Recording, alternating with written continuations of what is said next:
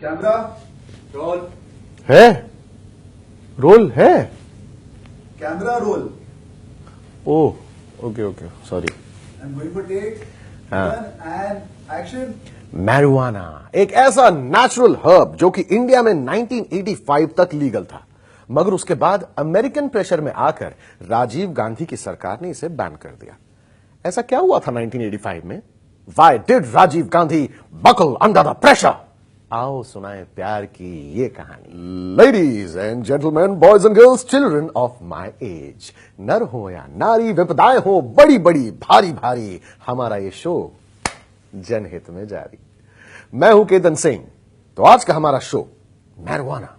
एक तो पहले से भैया इसके साथ ऑलरेडी बड़ी ज्यादती हो रखी है। साला जब जेब पढ़ना ही नहीं था तो लगा क्यों रखा है मैरिजुआना?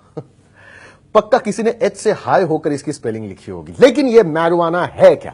कैनबिस सटीवा, जो कि है the main head plant, HOD है वो एक तरह से, जिसके सूखे फूलों की पंखुड़ियों से मैरिजुआना बनता है, जिसे हम गांजा, पॉट, ग्रास, माल, स्टफ है क्या कहते हैं। इसे स्कोर किया जाता है। इसके बड्स को रगड़ रगड़ के हशीश या चरस बनता है। इसी प्लांट की एक वैरायटी होती है जिसे हम हेम्प कहते हैं, जिसकी खेती होती है। इसी प्लांट के पत्ते और बीज से भांग भी बनता है। भांग तो भैया हम खाए थे पिछली होली में। ओए होए होए होए होए, बाय गॉड ऐसा लगता है कि जैसे मोक्ष मिल गया हो। लगता है जैसे वक्त रुक गया हो, सब कुछ स्लो हो गया हो। मैं बता रहा हूं, क्वांटम फिजिक्स समझ में आने लगती है, आइंस्टाइन की थियरी ऑफ रिलेटिविटी समझ में आने लगती है। मतलब मैंने इंटरस्टेलर एक टीवी पे, दूसरे टीवी पे इंसेप्शन लगाया, दोनों साथ में देखा और मुझे दोनों समझ में आ गए। उस वक्त मुझे याद है संडे को होली थी, मैंने संडे को भांग खाई। फिर मेरे लाइफ में ना डायरेक्टली ट्यूसडे आया। मंडे एकदम ऐसे फिल इन द ब्लैंक हो गया, याद ही नहीं ऐसा कुछ दिन आया भी था। तो बेसिकली भांग पर हमारे देश में इतने रिगरस तरीके से बैन नहीं लगाया गया। क्यों? कल्चरल रीजंस भाई। ये भोग का प्रसाद है, महादेव का प्रसाद है, पिलाओ भाई, चढ़ावा है। तो मैरिजुआना कौन सा जुपिटर से आया है? वो भी तो नेचुरल हर्ब है, फिर उस पर बैन क्यों है? I am telling you, we as human species बड़े दोगले टाइप के हैं। हम लोग वैसे तो बड़ा ऑर्गेनिक का चोचला पालते हैं। मेरे जिम में जो दोस्त लोग, आई इट ओनली ऑर्गेनिक स्टफ। मेरी एक फ्रेंड है, लिटरली मेरी असली फ्रेंड है, बोलती है only I have just organic juices, organic aubergines, everything organic. भैया लेट्स डू सम लाइन्स। वहां पर क्यों ऑर्गेनिक नहीं मांगती वे? क्यों? मैरिजुआना पे बैन है इसलिए? नहीं पता चला, डेप्थ में जाके बताऊं। Then may peace be upon you, my friend. Atharva Veda 11:6-15, chapter 11, verse number 6, verse number 15. The Atharva Veda says one of the 5 most sacred plants on earth is this. May peace be upon you, my friend. This is serious stuff. हमारे महाग्रंथ में भी इसे सम्मान दिया गया है। बात बात पे कल्चर का परचम लहराने वालों, गुंडागर्दी करने वालों, ये भी हमारे कल्चर का हिस्सा है। इसे क्यों नहीं निकालते? वेद, लिटरली आई वाज सरप्राइज जब हमने इस पर रिसर्च की। आई वाज सरप्राइज कि वेद ये भी कहता है कि cannabis is a source of happiness, it's a joy giver, it's a liberator. Hindu mythology में भी स्वयं महादेव के साथ गांजे का वर्णन किया जाता है। तो फिर इसे बैन क्यों कर दिया गया? आइए इन डेप्थ एनालिसिस में। तो हुआ यूं भाई साहब कि 1961 में अमेरिकन प्रेशर के अंडर आकर यूएन की एक कन्वेंशन में इसे सिंथेटिक ड्रग की कैटेगरी में डाल दिया गया।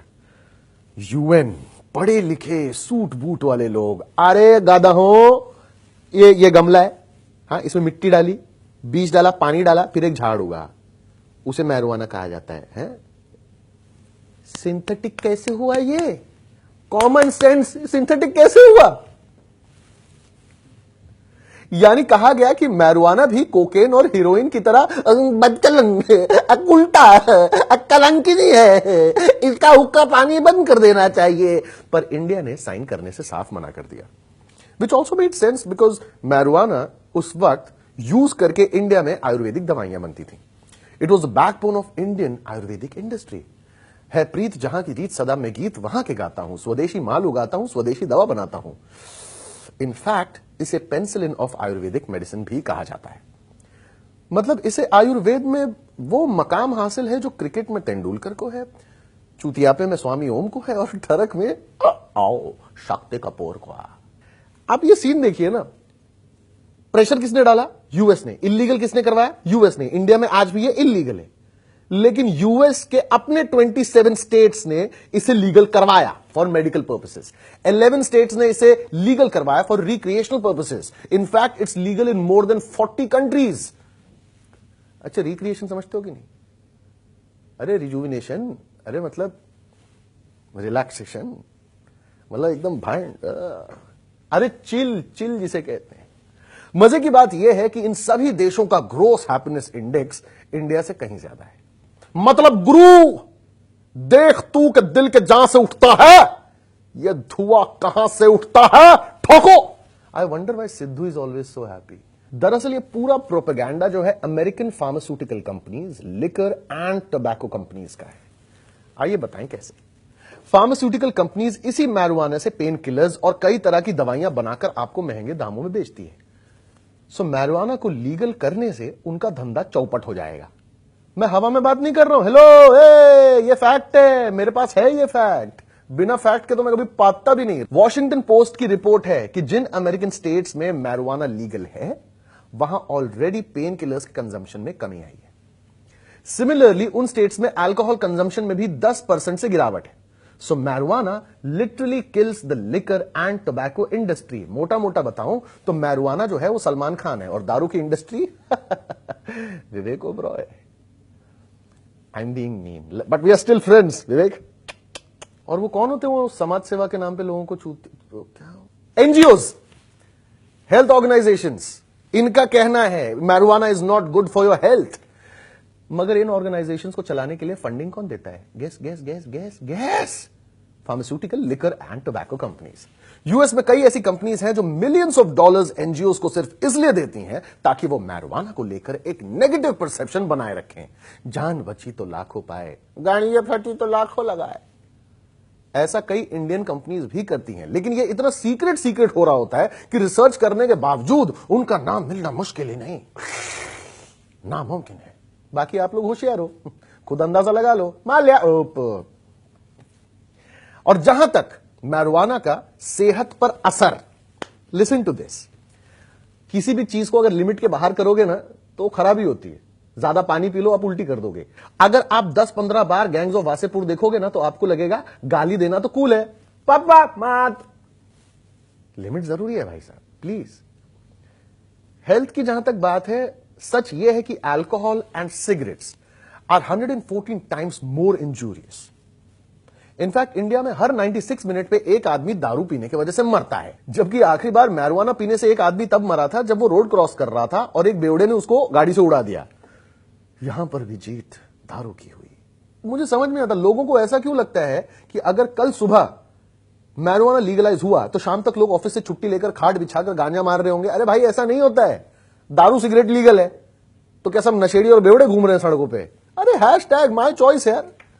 बैन होने का मतलब यह नहीं है कि ये इलीगली अवेलेबल नहीं है। Marijuana is completely available. In fact the black market of गांजा इज फलिंग एंड फूलिंग दिन दोपहरी रात्रि। आज भी हिमाचल में 60,000 किलो का इलीगल प्रोडक्शन है, जिसमें से मात्र 1% पकड़ा जाता है। तो बाकी का कहां जाता है? आते जरा रोल करना है। अगर 1985 में मैरिजुआना बैन नहीं हुआ होता तो इसका सदुपयोग भी होता, मजा भी मिलता, सरकार को टैक्स भी मिलता और ये एपिसोड नहीं बनता। मुझे ना कल रात को एक स्वप्न सलोना आया। मित्रों, मैरिजुआना बैन होना चाहिए क्या? मैं इस पर से बैन हटा दूं क्या? बताइए, बैन हटा दूं? मैं आपसे पूछना चाहता हूं भाइयों बहनों, बैन हटना चाहिए, हटा दो। आज रात्रि 12 बजे से मैरिजुआना लीगल होगा। You see, marijuana is like Kangana Ranaut, जिसका सही पोटेंशियल सबको ठीक से अभी पता नहीं है, और जब पता लगता है तो लोगों की फटके हाथ में आ जाती है। ओह माय गॉड, इसका नाम सुनते ही मेरी आंखों में सूजन आ गई। ऐसा नहीं है कि मैरिजुआना अगर लीगल हो गया तो उसे पेपर में डाल के बस roll roll roll roll roll ही किया जा रहा होगा। ऐसा नहीं है भाई। इसके मेडिकल बेनिफिट्स आप सुनिए। बेनिफिट क्रमांक 1, हिस्टोरिकली इंडिया में इसे यूज किया जाता था फॉर गैस्ट्रिक, एपेटाइजर का काम भी करता है, मोटापा, डायबिटीज, डायरिया, जॉन्डिस में भी काम आता है। इसके अलावा it's used as a pain killer, और सबसे इंपॉर्टेंट, ये गुप्त रोगों में भी यूज किया जाता है। एक बार लीजिए, एकदम टन टन आ जाएगा। It can be used for treatment of cancer. मैं तो सोच रहा हूं कि मतलब इतना बढ़िया प्लांट है, इसे नेशनल प्लांट घोषित किया जाना चाहिए। बाकी पेड़ पौधे किसे ओवर रेटेड ने, क्रासैंथेमम ने, कोरैंथियन ने, यूकेलिप्टस। अच्छा है ना यूएस का, हम लोगों से बैन करवा दिया और खुद मास लेवल पे यूज करता है कैंसर ट्रीटमेंट के लिए। बेनिफिट क्रमांक 2, यूनाइटेड स्टेट्स मैरिजुआना का इस्तेमाल सिर्फ मेडिकल और रिक्रिएशनल पर्पसेस के लिए यूज नहीं करता, बल्कि हेम्प कल्टीवेशन से कई सारे प्रोडक्ट्स बनते हैं, जैसे कि body care, food supplements, plastic products, etcetera etcetera etcetera, जो कि ऑलरेडी यूएस की इकोनॉमी को बूस्ट कर रहे हैं। They actually boost the United states economy. Hemp industry साल 2020 तक यूएस इकोनॉमी में 3 लाख करोड़ ऐड करेगा, जबकि इंडिया में यह इंडस्ट्री ऑलमोस्ट नॉन एग्जिस्टेंट है। जियो के साथ साथ एक और इंडस्ट्री खुल जाती है अगर, जिसका नाम पीओ होता है, तो मजा आ जाता है। I hope you are watching in Antilia. 3 lakh crore मतलब इंडिया के, अगर आप ईस्टर्न साइड के 10 स्टेट्स को आप ले और उनकी जीडीपी कैलकुलेट करें ना, तो वो भी 3 लाख करोड़ से कम है। और सुनिए, फोर्ब्स की रिपोर्ट कि हेम्प इंडस्ट्री साल 2020 तक अमेरिका में उनके मैन्युफैक्चरिंग इंडस्ट्री से भी ज्यादा जॉब्स क्रिएट करेगी। एंड टू बी फेयर, हमने क्या किया? कुछ तो किया होगा हमने। तो उत्तराखंड ने, इंडिया में Uttarakhand became the first state to provide licence for hemp cultivation, but बहुत ही लिमिटेड लेवल पे। बेनिफिट क्रमांक 3, यूएस में लीगल मैरिजुआना स्टेट्स में सिंथेटिक ड्रग्स जैसे कि कोकेन, क्रैक एक्सेट्रा का कंजम्पशन घटा है, जबकि इंडिया में मैरिजुआना बैन होने के बाद इसका मार्केट बढ़ा है। बेनिफिट समझ में आया? नेदरलैंड्स ने मैरिजुआना को लीगलाइज किया, क्राइम रेट घटा, अवेयरनेस बढ़ी, रेगुलेशन जगह पे। सॉर्टेड। अगर मेरी बात आपके हृदय तक पहुंची हो तो तालियों से सूचित कीजिएगा कि कोई दीवाना कहता।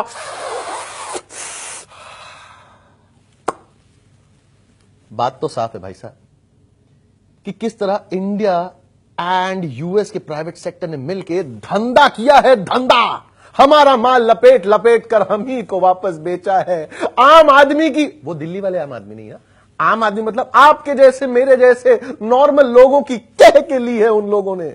तो सवाल यह है कि सदियों तक जिसका इस्तेमाल किया गया वो हर्ब, वेदों में जिसको सम्मान दिया गया वो हर्ब, फिर भी घोर अपमान जिसने सहा वो herb, should it be legalized? Like, I don't know. I am not suggesting anything. I'm not doing anything. Should it be legalized? What do you think? Should it be?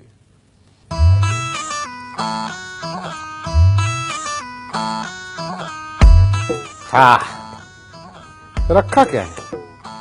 बस वही मिक्स, रोल एंड ट्रिप। गंदी सोच, गंदी सोच। Tissue था। Don't mix, trip and roll. Just like, share and subscribe.